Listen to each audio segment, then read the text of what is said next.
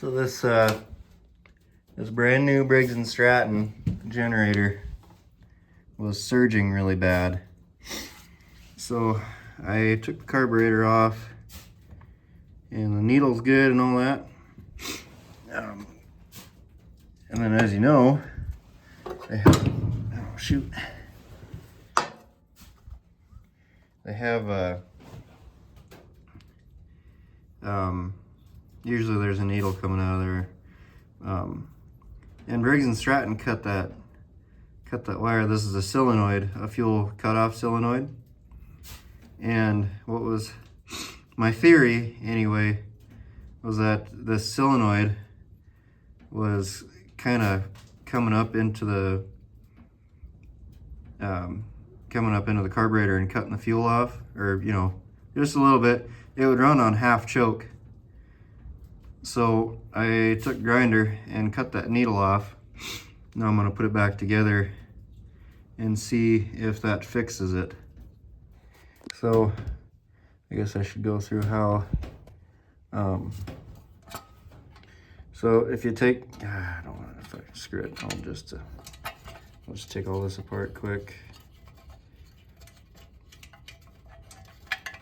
So to get all this stuff off, there's going to be wrong one. So this will be on here like this when you take your, god dang it, when you take your air filter off. This will be on there with a bunch of little tiny screws. You take all those off.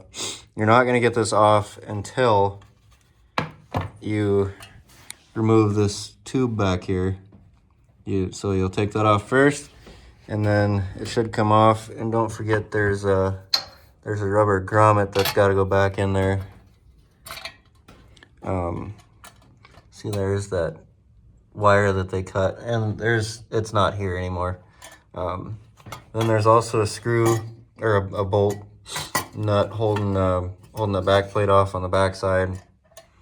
And here's your propane line in. Nope, that's fuel line. This one's your propane, and it's injected after the throttle.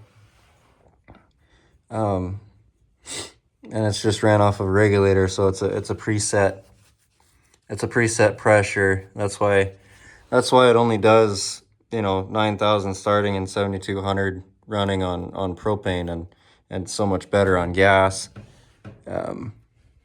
Anyway, to get this off, you have to unscrew that clamp, and then you'll be able to kind of finagle it through, because it's you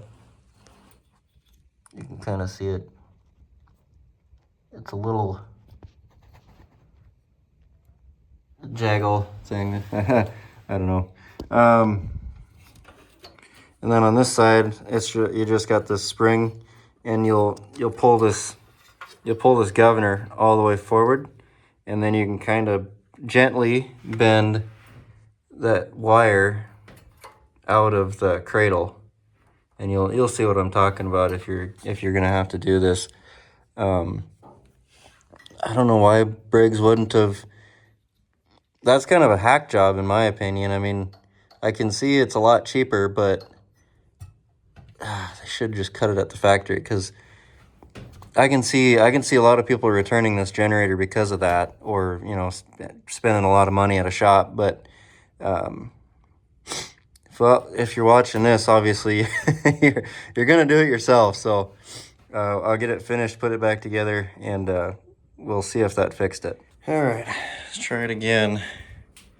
Let's see, it's only got 3.9 hours on it.